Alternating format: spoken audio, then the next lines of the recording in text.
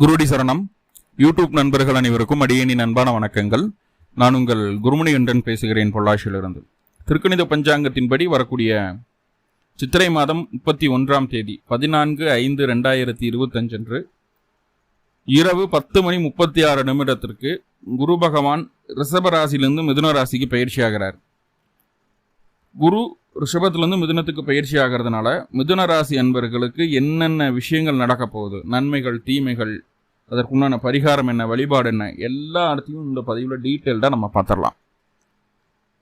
முதல்ல குரு பகவான் அப்படின்னு சொல்லக்கூடிய கிரகம் மிதுன ராசிக்கு என்ன ஆதிபத்தியம் பெற்றிருக்கு அப்படிங்கிறத தெரிஞ்சுக்கணும். பொதுவாக ஜென்மத்தில் குரு வந்தாச்சு அப்படின்னாவே நெகட்டிவாக ஊதி தள்ளிடக்கூடாது. போன தடவை ரிஷபத்துக்கு ஜென்மத்தில் குரு இருந்தால் என்னதான் இருந்தாலும் அவர் அட்டமாதிபதி. மிதுனத்துக்கு ஒரு பாதகம் தானே அப்படின்ற மாதிரி கேட்கலாம். பாதகத்துக்கும் அட்டமத்துக்கும் நிறைய வித்தியாசங்கள் இருக்குது. ஸோ இப்போ உங்களுடைய ராசிக்கு குரு பகவான் 7-10க்கு அதிபதி, 2 கேந்திரங்களுக்கு அதிபதி, 7ஆம் இடத்திற்கு அதிபதியாக வருவதால் அவர் பாதக அதிபதி. ஸோ இப்படி இருக்கக்கூடிய கிரகம் ராசிக்குள்ள அமரக்கூடிய ஒரு சூழ்நிலை. பொதுவாக ராசிக்குள்ள குரு பகவான் வரும்போதே, அந்த ஜென்ம குருவாய் இருக்கும்போதே உங்களுக்கு என்ன ஆதிபத்தியமோ அந்த ஆதிபத்தியம் சார்ந்த விஷயங்கள்ல முன்னாட்கள்ல நீங்க செய்த தவறுகளை, யாருக்கும் தெரியாம செய்த தவறுகளை, அதனால சந்தோஷப்பட்ட தவறுகளை, அந்த தவறுக்கான தண்டனையை இந்த காலகட்டம் கொடுக்கறதுக்கு வருவார். இதுதான் ஜென்ம குருவினுடைய வேலை. சில நேரங்களில் நம்ம செய்யாத தவறு கூட தண்டனை அனுபவிக்க நேரிடும். ஸ்ரீராமர் வனவாசம் போனதே ஜென்ம குருவில் தான் அப்படிங்கிறது நிறைய சொல்லி கேள்விப்பட்டிருப்பீங்க. இப்போ ஸ்ரீராமர் தவறே செய்யல, ஏன் வனவாசம் போனார் அப்படின்ற ஒரு விஷயம் இருக்குல்ல. செய்யாத தவறுக்கு கூட தண்டனை அனுபவிக்க வேண்டிய ஒரு கால சூழ்நிலை வரும் இந்த ஜென்மகுரு காலத்தில். ஆனால் அந்த ஒரு விஷயம் மட்டுமே மையப்படுத்தி ஜென்மகுரு பலனை தரப்போகிறது கிடையாது. ஏன்னா அவர் 7 கூடியவர், அதே நேரத்தில் 10 கூடியவராக இருக்கிறதுனால நிறைய விஷயங்கள் நடக்க போகுது. அதில் என்னென்ன அப்படிங்கிறத, முதல்ல நன்மைகள் என்ன அப்படிங்கிறத நம்ம பார்த்துடலாம். தீமைகள் குறைச்சி தான் இருக்குது, நன்மைகள் தான் அதிகம். இப்போ நன்மைகள் என்ன அப்படிங்கிறத பார்த்துடலாம். முதல்ல ராசிக்குள்ள குரு பகவான் வர்றார் அப்படிங்கும்போதே அங்கே நல்லா புரிஞ்சுக்கோங்க. ராசியில் குரு இருக்காருன்னா குரு திக்பலமாக இருக்கிறாருன்னு அர்த்தம், மறைமுகமாக பார்க்கும்போது. அப்போ 7ஆம் அதிபதி ராசிக்குள்ள திக்பலமாக இருக்குது. பொதுவாக குரு ராசிக்குள்ள இருக்கும்போதே நல்ல கேள்வி ஞானத்தை கொடுத்துட்றார். இப்போ குழந்தைகளுக்கு ராசிக்குள்ள குரு வர்றது அப்படிங்கிறது நல்ல படிப்பினையே கொடுத்துரும். இந்த காலகட்டம் நல்லா படிக்க போகிறாங்க, நல்ல மார்க்ஸ் ஸ்கோர் பண்ண போகிறாங்க. குழந்தைகளுக்கு இருந்த உடல் தொந்தரவுகள் அப்படின்னு சொல்லும்போது குழந்தையோ பெரியவங்களோ யாராக இருந்தாலும் சரி, உடல் தொந்தரவுகள் நீங்குது.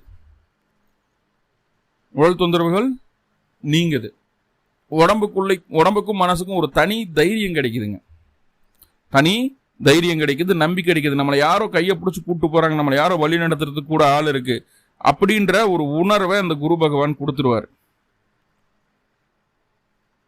மிதுன ராசி என்பவர்கள் கடந்த காலகட்டங்களில் 9ஆம் இடத்துல சனி பகவான் இருந்தாலும் 10ஆம் இடத்துல ராகு இருந்தது, 4ஆம் இடத்துல கேது இருந்தது.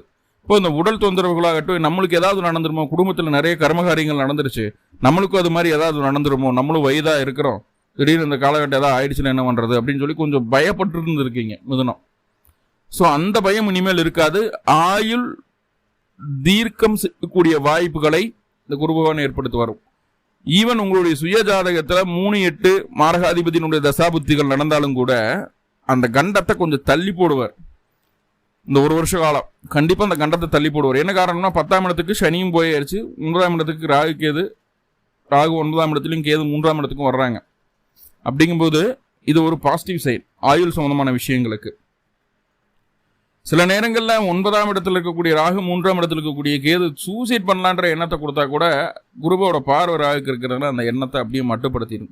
பண்ணலான்னு போவோம், சூசைட் பண்ணலான்னு கொடைக்கானல் வரைக்கும் சூசைட் மைண்டுக்கு போவாங்க. போய் எல்லாம் சுற்றி பார்த்து போட்டு வேணுங்கிறதெல்லாம் வீட்டுக்கு வாங்கிட்டு, சாக்லேட்ஸ் எல்லாம் வாங்கிட்டு வீட்டுக்கு வந்துடுவோம். அங்கே போனால் ரிலாக்ஸ் ஆகிடும். ஸோ அந்த எண்ணம் வரும், ஆனால் அதை செயல்படுத்த மாட்டோம், ரிலாக்ஸ்ட் ஆகிடுவோம். அதுக்கப்புறம் மறுபடியும் ஓடுறதுக்கு உண்டான தைரியத்தை அந்த குரு கொடுத்துட்றாரு. தன்னம்பிக்கையும் தைரியமும் அதிகரிக்கக்கூடிய ஒரு சூழ்நிலையை சொல்லுது. இதுக்கு முன்னாடி ஏதாவது தவறான எண்ணங்கள், தவறான திட்டங்கள் ஏதாவது இருந்ததுன்னா அதை சரி செய்திருப்பீங்க. நல்ல எண்ணம் மட்டும்தான் மனசுக்குள்ள இருக்கும், பாசிட்டிவான திங்கிங் மட்டும் தான் மனசுக்குள்ள இருக்கும். எந்த ஒரு விஷயத்தையுமே ஆர்ப்பாட்டம் இல்லாமல், நல்லா புரிஞ்சுங்க, ஆர்ப்பாட்டம் இல்லாமல் அமைதியாக பொறுமையாக நிதானமாக ஹேண்டில் பண்ணக்கூடிய பக்குவத்தை இந்த காலகட்டம் கற்றுக்குவீங்க. அதே போல் குடும்பத்தில் இருக்கக்கூடிய வாழ்க்கை துணையாகட்டும், குழந்தைகளாகட்டும், பெற்றோர்களாகட்டும், இவர்களால் இருந்து வந்த மனக்கசப்புகள் கொஞ்சம் நீங்குவதற்குண்டான வாய்ப்புகளை இது ஏற்படுத்திடுது. பொருளாதார ரீதியான முன்னேற்றமும் வசதியும் கொஞ்சம் உருவாகுது. அப்படியே பொருளாதார ரீதியான முன்னேற்றம் இல்லைனாலும் முன்னேறின மாதிரி வெளியில் காட்டிக்குவீங்க. ஸோ அந்த தேஜஸ்ன்னு சொல்லுவோம் இல்லையா, கொஞ்சம் பணக்காரனுக்கு உண்டான அந்த தோரணை தேஜஸ் அப்படின்னு சொல்லுவோம் இல்லையா, அது இந்த காலகட்டம் உங்கள் முகத்துலையும் உங்களுடைய உடையிலையும் உங்களுடைய நடத்தையிலையும் உங்களுடைய செயல்பாடுகள்லையும் தெரிய ஆரம்பிக்கும். தைரியம் அப்படிங்கிறது, தைரியம்னு அந்த வார்த்தையை சொல்றதை விட தன்னம்பிக்கையாக செயல்படக்கூடிய ஒரு சூழ்நிலையை சொல்லுது. ஓகே, இதெல்லாமே பாசிட்டிவ். அதே நேரத்தில் குரு 5ஆம் இடத்தை பார்க்குது. மிதுன ராசி என்பவர்களே தயாராக இருந்துக்குங்க. யாருக்கெல்லாம் குழந்தை பாக்கியம் இல்லை, குழந்தைக்காக முயற்சி பண்ணிட்டு இருக்கீங்க அப்படின்னு இருக்கீங்களோ, உங்களுக்கு எல்லாமே இந்த காலகட்டம் குழந்தை பாக்கியம் கிடைப்பதற்கு வாய்ப்புகள் உண்டு. ஏன்னா 5ஆம் இடத்துக்கு திரிகோணத்தில் குருவும் ராகுவும் இணைஞ்சிட்டாங்க. கேதுவனுடைய கண்ட்ரோலில் 5ஆம் பாவம் இருக்கு. அப்போ கண்டிப்பா ட்ரீட்மெண்ட் மூலமா குழந்தை வேணும்னு நினைச்சிட்டு இருக்கீங்க அப்படின்னா, இப்போ IVF அது போறதை விட சித்தார போய் மெடிசன்ஸ் எடுத்து சாப்பிட்டு பிடிச்சி இருக்கும்போது உங்களுக்கு அந்த பாக்கியத்தை ஏற்படுத்துறதுக்குண்டான வாய்ப்புகள் அதிகமாக இருக்கு. ஏன்னா கேதுவோட கண்ட்ரோல் இருக்குது, ராகு திரிகோணத்துல தான் இருக்கிறார். அப்படிங்கும்போது இது ஒரு பாசிட்டிவான விஷயமா இருக்கு. மருத்துவ செலவுகள் மூலமாக குழந்தை பாக்கியம் கிடைப்பதற்குண்டான வாய்ப்புகளை மிதுனராசி அன்பர்களுக்கு கொடுக்கிறது. சார் கல்யாணமே ஆகலை, நீங்க வேற குழந்தை குட்டி அப்படின்ட்டு அப்படின்னா 7ஆம் இடத்துக்கு குரு பார்வை இருக்கு. 7 கூடிய ஒரு ராசிக்குள்ள வர்றாரு, அதை பத்தி தனியாக பார்ப்போம். 7ஆம் இடத்துக்கு குரு பார்வை இருக்கு.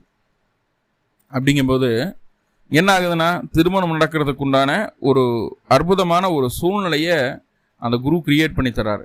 எப்படி திருமணம் நடக்கும்னா, மனசுக்கு பிடித்த மாதிரியான வரம் நம்மளை தேடி வரும். மனசுக்கு பிடிச்ச மாதிரி இப்படியெல்லாம் இருந்தால் எனக்கு வாழ்க்கை துணை நல்லா இருக்கும்னு நினைக்கிறோம் இல்லையா, அந்த மாதிரியான ஒரு வரனை நம்ம மீட் பண்ண முடியும். சில நேரங்களில் எங்கேயோ எப்போ பார்த்துருப்போம், தொழில் சார்ந்த விஷயங்களில் அவங்க பழக்கமாக இருப்பாங்க. அவங்களே நம்மளுக்கு உறவாக, நட்பாக, காதலனாக, காதலியாக, மனைவியாக, கணவனாக மாறுவதற்குண்டான ஒரு சூழ்நிலையை அந்த குரு பகவான் ஏற்படுத்திடுவார். அப்போ கணவன் மனைவியாக ஆனால் மட்டும் போதுமா, அடுத்து குழந்தை உடனே கிடைக்கிறதுக்குண்டான ஒரு சூழ்நிலையும் உண்டு. ஆனால் 5-7 தொடர்பு இல்லையா, அப்படிங்கும்போது கல்யாணம் உடனே ப்ரெக்னென்ட் ஆகிறதுக்குண்டான வாய்ப்புகள் உண்டு. ஈவன் நீங்கள் ஆணை விட பெண்ணாக இருந்தீங்க, நீங்கள் பெண்ணாக இருக்கீங்க, உங்களுக்கு மிதுன ராசியும் மிதுன லக்னமும் இருக்குதுன்னா கண்டிப்பாக நான் சொல்கிறத நீங்கள் உணர்வீங்க. கண்டிப்பாக நிறைய மிதுனத்துக்கு இந்த காலகட்டம் குழந்தை பேர் கிடைக்கும். நிறைய கல்யாணமாகாத மிதுனங்களுக்கு திருமணமாகிறதுக்கு உண்டான வாய்ப்புகளை சொல்லுது. என்ன சார் ஜென்ம குரு எல்லாமே நெகட்டிவாக சொல்கிறாங்க, நீங்கள் என்னமோ கல்யாணமாகறீங்க குழந்தை பத்துக்குன்றீங்க, என்ன சார் இதெல்லாம் உண்மையா அப்படின்னு கேட்டால் உண்மைதான். தந்தை ஆவதற்குண்டான பாக்கியத்தை ஏற்படுத்துது. வெளியூர், வெளிமாநில, வெளிநாடு செல்லணும்னு முயற்சி எடுத்துட்டிங்கன்னா அதுவும் உங்களுக்கு சக்ஸஸ்ஃபுல்லாக நடக்குது. வெளியில் இருக்கிறவங்க சொந்த ஊர், சொந்த வீட்டுக்கு வரணும்னு நினைக்கிறீங்கன்னா அதுவும் சக்ஸஸ்ஃபுல்லாக நடக்குது. ஸோ அப்போது இடமாற்றங்களுக்கு இந்த குரு நல்ல ஒரு ஆப்பர்ச்சுனிட்டியை ஏற்படுத்தி தர்றார். இடமாற்றங்கள் சக்ஸஸ்ஃபுல் ஆகுது. பதவிகள், பொறுப்புகள், ப்ரொமோஷன், மற்ற விஷயங்கள் எல்லாமே உங்களை தேடி வருது, அதெல்லாம் கிடைக்குது உங்களுக்கு. சில நேரங்களில் அந்த பதவி, ப்ரொமோஷன் இதெல்லாம் கொஞ்சம் ஒர்க்லோடாகவும் மாறுது. அதை பற்றி பின்னாடி சொல்கிறேன். 10ஆம் அதிபதி ராசிக்குள்ளே இருக்கிறதுனா அந்த ஒர்க்லோடு இருக்க தான் செய்யும். அதை பற்றி பின்னாடி சொல்கிறேன். இதெல்லாம் பாசிட்டிவ் உங்களுக்கு, சரிங்களா. தந்தைக்கு உடல் ஆரோக்கியம் சீராகும், மாமனாருக்கும் உடல் ஆரோக்கியம் சீராகும். ஆனால் மாமனார் உங்களுக்கும் இடையே கொஞ்சம் பொருளாதார ரீதியான நெருக்கடிகள் வரும். மாமனார்கிட்ட காசு பணம் கொடுக்கல் வாங்கலாம் வச்சுக்காதீங்க, சரியா. அதை கொஞ்சம் புரிஞ்சுக்குவோங்க. இந்த காலகட்டம் ஒரு சின்ன நெகட்டிவ் மட்டும் சொல்லிடுறேன், நம்மக்கிட்ட எல்லாம் இருக்குங்கிறது வெளிப்படுத்தாமல் இருந்தீங்கன்னா போதும்.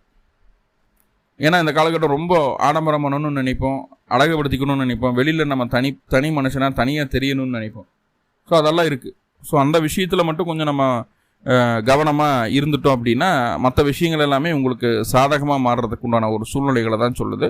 ஸோ நோ இஷ்யூஸ் அப்படிங்கிறத சொல்லிடலாம். ஓகே, அதே போல் 7ஆம் அதிபதியான குரு பகவான் ராசிக்குள்ளே அமரக்கூடிய ஒரு சூழ்நிலை. 7ஆம் அதிபதி குரு பகவான் ராசிக்குள்ளே அமர்றதுனால என்ன ஆகுதுன்னா, உங்களுடைய அறிவு கண் திறக்கப்படுகிறது. திருமணம் அப்படிங்கிறது, வாழ்க்கை துணை அப்படிங்கிறது தேடி வர போகிறாங்க. அது ஆல்ரெடி சொன்னது தான். திருமணமாகும். இந்த காலகட்டம் கூட்டு தொழில் செய்கிறதுக்கு உண்டான எண்ணம் அதிகரிக்கும். கூட்டாளிகள் தேடி வருவார்கள். இன்வெஸ்ட்மெண்ட்ஸ் பண்ணணும் அப்படின்னு சொல்லி இன்வெஸ்டர் உங்களை தேடி வருவாங்க. உங்களுடைய திறமைக்கு முக்கியத்துவம் கொடுத்து நீங்கள் எங்கிட்ட வேலை செஞ்சால் மட்டும் போதும், இன்வெஸ்ட்மெண்ட் எதுவும் பண்ண வேண்டாம், எனக்கு பார்ட்னர்ஷிப்பில் உங்களுடைய திறமையை மட்டும் அதில் காட்டினா போதும் அப்படின்னு சொல்லி நிறைய இன்வெஸ்டர் வர்றதுக்கு வாய்ப்புகள் உண்டு அப்படி வந்து அக்செப்ட் பண்ணிக்கோங்க. இந்த காலகட்டம் உங்களுக்கு இன்வெஸ்ட்மெண்ட் பண்ணுறதுக்கு உண்டான ஒரு நல்ல சூழ்நிலை இல்லை. அதிகமாக ஆசைப்பட்டீங்கன்னா பாதக ஸ்தானம் அப்படிங்கிறது வேலை செஞ்சிடும். நம்மளை தேடி வர்றவங்களே நம்மளுக்கு பாதகத்தை செய்யவும் கடமைப்பட்ட நபர்கள் தான். நம்மளை வச்சு செய்யணும்னு நினைக்கக்கூடிய நபர்கள். அந்த திருமணம் ஆயிடுச்சுன்னா கண்டிப்பாக அதை வச்சு செய்யத்தான் போது. பாதகாதிபதியாக இருந்தாலும் அட்டமாதிபதியாக இருந்தாலும் வாழ்க்கை துணை ஏழாம் இடத்ததிபதி அவர் ஆயிட்டார் அப்படின்னா அவர் திருமணம் ஆனதுக்கப்புறம் கண்டிப்பாக வாழ்க்கை துணையினால எல்லா விதமான நன்மைகளும் தீமைகளும் அவங்களால நடந்தே தீரும். அதில் மாற்றம் இல்லை.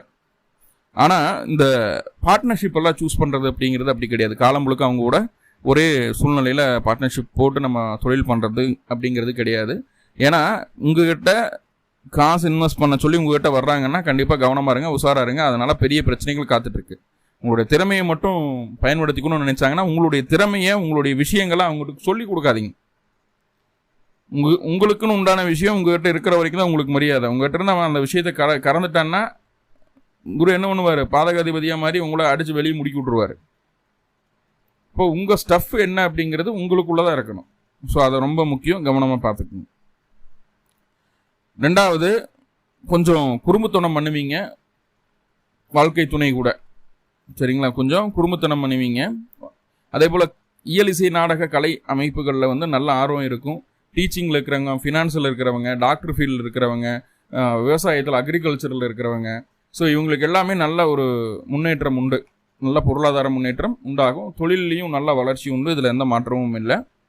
ஸோ இதில் மிகப்பெரிய ஒரு நெகட்டிவ் இருக்குது. அது என்னங்கிறத பின்னாடி சொல்கிறேன். 10ஆம் அதிபதியான குரு ராசிக்குள்ளே வந்து அமர்றார் அப்படிங்கிறத பற்றி பார்க்க போகிறோம். அதுக்கு முன்னாடி ஒரு சின்ன டிஸ்க்ளைமர் என்னென்னா, நம்ம வீடியோ போடுறோன்னு வைங்களேன், இது ஸ்ரீ பாலா அஸ்ட்ரோ டிவி. நான் பேசுகிறது குருமணிகண்டன். என்னோட நம்பர் 7339123436. இந்த நான் தான் பேசிகிட்டு இருக்கேன், சரிங்களா? இப்போ என்னென்னா, நம்ம வீடியோ அப்படியே வந்து வாய்ஸ் ஓவர் தான் கொடுத்துட்ருக்கேன். அந்த வாய்ஸ் அப்படியே கட் பண்ணி முன்னாடி பேர் சொல்கிறத மட்டும் கட் பண்ணி போட்டு அவங்க பேரில் அவங்க பின்னாடி பேக்ரவுண்டை வச்சு ஒரு வீடியோ போட்டு அனுப்பி விட்டுறாங்க. என்ன ஆச்சரியப்படக்கூடிய விஷயம் அப்படின்னா, நம்ம பேசுகிறத விட நம்ம போட்ட வீடியோவை விட அவங்க போடுறது நிறைய வியூஸ் போகுது. ஆனால் நிறைய கேள்விகள் பின்னாடி நான் அந்த கமெண்டில் போய் பார்க்குறேன். நிறைய கேள்விகள் கேட்குறேன், அவங்களுக்கு பதில் சொல்ல தெரியல, அவங்களுக்கு ஃபோன் நம்பர் கிடையாது. இப்போ இப்படியெல்லாம் ஒரு இது பண்ணிகிட்டு இருக்காங்க. ஸோ அதனால தான் இந்த வீடியோவில் நான் ஃபோன் நம்பரும் பேருன்னு சொல்கிறேன். நம்ம சேனல் பேர் ஸ்ரீ பாலா அஸ்ட்ரோ டிவி. பேசுகிறது குருமணிகண்டன். 7339123436. இந்த வீடியோ சம்பந்தமாக என்ன டவுட் இருந்தாலும் இந்த நம்பருக்கு கால் பண்ணிடலாம் நீங்கள். இப்போது 10ஆம் அதிபதி ராசிக்குள்ளே இருக்கிறார். 10ஆம் அதிபதி ராசியில் இருக்கும்போது என்ன அப்படின்னா, பேரு புகழ் அந்தஸ்து கௌரவம் பொறுப்புகள் எல்லாம் கிடைச்சிரும். சிறு வயதாக இருந்தீங்கன்னா, ஒரு 15லிருந்து 20-25 வயசு வரைக்கும் நீங்கள் இருக்கீங்க, நீங்கள் மிதுன ராசியாக இருக்கீங்க, சிறு வயதாக இருக்கீங்க அப்படின்னா கண்டிப்பாக பாருங்கள், உடல் தொந்தரவுகள் அதிகம் கொடுக்கக்கூடிய ஒரு காலகட்டமாக இருக்கும். முக்கியமாக அந்த 15-18லேருந்து ஒரு 30 வயசுக்குள்ளே இருக்கிறீங்க அப்படின்னா பெண்கள் கிட்ட ரொம்ப ரொம்ப ரொம்ப ரொம்ப ஜாக்கிரதையாக இருங்க. உங்களை விட வயது முதிர்ந்த பெண்கள் கிட்ட, அதுவும் குறிப்பாக ரொம்ப ரொம்ப ஜாக்கிரதையாக இருங்க. இந்த கல்யாண வயதில் இருக்கக்கூடிய நபர்களுக்கு தான் அது நோட்டீஸ் பண்ணக்கூடிய ரொம்ப ரொம்ப முக்கியமான விஷயமா இருக்குது. இந்த காலகட்டம் உங்களை வழி தவறி அந்த குரு நடக்க வைத்து விடுவார். ரொம்ப முக்கியமான விஷயம். இது எந்த சேனல்லையும் சொல்கிறாங்களான்னு சொல்லி வந்துடல. இந்த வயசு கொடுக்குறவங்களுக்கு கண்டிப்பாக பிரச்சனைகளை கொடுக்கும். மற்றவங்களுக்கு உயர் பதவி, கௌரவம், அந்தஸ்து எல்லாத்தையும் கொடுத்துரும். நல்ல பொருளாதாரத்தை சம்பாதிக்க வைக்கும். எல்லாம் ஓகே. ஆனால் கணவன் மனைவிக்குள்ளே என்ன தான் வாழ்க்கை துணை உங்களை தேடி தேடி வந்துகிட்டே இருக்கும். ஆனால் நம்ம அதை அலட்சியப்படுத்துவோம். உங்களுக்கு இப்போ மைண்டில் இருக்கிறத பூரா உங்களுடைய தொழில், நீங்கள் சம்பாதிக்கணும், பிடிக்கணும், டெவலப் ஆகணும், அந்த மைண்ட் செட் மட்டும்தான் இருக்கும். துணையையும் குழந்தைகளையும் கவனிக்க மாட்டீங்க. ஆனால் துணையோ குழந்தையோ உங்களை தேடி வந்துடும். ஸோ அதனால் கொஞ்சம் மேனேஜபிள் தான்.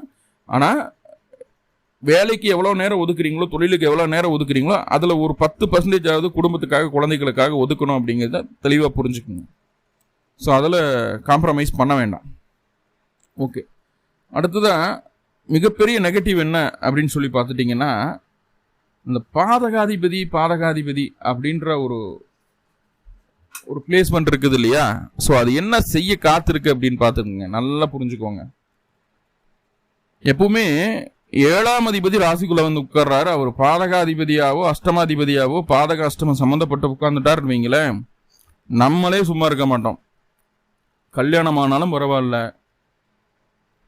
நம்மளுடைய வாழ்க்கை துணையை விட்டுட்டு மற்றவர்களுடைய வாழ்க்கை துணைக்கோ இல்லை கல்யாணமாகாத ஒரு நபர் மீதோ இந்த காலகட்டம் பற்றுதல், அவர்கள் மீது ஒரு நாட்டம், அவர்கள் மீது ஒரு அக்கறை, ஒரு ஆசை, ஒரு பிரியம் எல்லாமே வந்துடும். ஸோ அதை நம்மளால் மறைக்கவும் முடியாது. அவங்ககிட்ட வெளிப்படுத்தாமல் இருக்கவும் முடியாது. அதனால் பலவிதமான தொந்தரவுகளை நம்ம பார்க்க வேண்டியது இருக்கும். இருக்கிற குடும்பத்தில் பிரச்சனை வரும். ஆல்ரெடி நல்லபடியாக போயிட்டுருக்க குடும்பம் பாதிப்புகளுக்கு உண்டாகும்.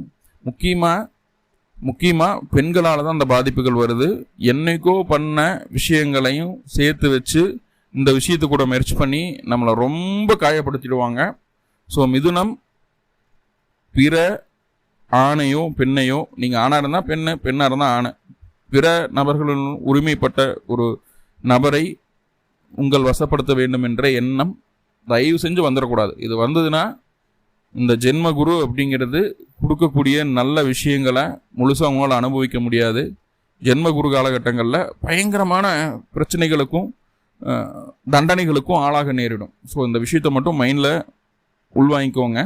ஸோ நிறைய பாசிட்டிவ் இருக்குது, சின்ன சின்ன நெகட்டிவ் இருக்குது இல்லையா? அந்த பாசிட்டிவை இன்னும் அதிகப்படுத்திக்கிறதும் நெகட்டிவ் ஒன்று குறைச்சிக்கிறதுக்கு என்ன பண்ணுறது அப்படின்னு பார்த்தா, அருகில் இருக்கக்கூடிய கருப்பராயன் கோவிலுக்கு போங்க. கருப்பராயனுக்கு 2 நல்லெண்ணெய் தீபம் போடுங்க. கருப்பராயனுக்கு நல்லெண்ணெய் தீபம் போட்டுட்டு திருநீர் வாங்கி கொடுங்க. பசுஞ்சான திருநீராக இருந்தால் ரொம்ப நல்லது. திருநீர் வாங்கி கொடுத்து வழிபாடு செய்துட்டு வாங்க. பிறந்த கிழமை இன்னைக்கு பிறந்த நட்சத்திரத்தனைக்கும் இந்த வழிபாடை செய்யுங்க. தவறான பழக்க வழக்கங்களுக்குள்ளே போயிடாதீங்க. முக்கியமாக நான் சொன்ன விஷயம் அது மட்டும் இல்லைன்னா கண்டிப்பாக ஜென்மகுரு மிகப்பெரிய முன்னேற்றத்தை உங்களுக்கு தந்தை தீரும். வாழ்த்துக்கள். வாழ்வளமுடன். திருச்சிற்றம்பலம்.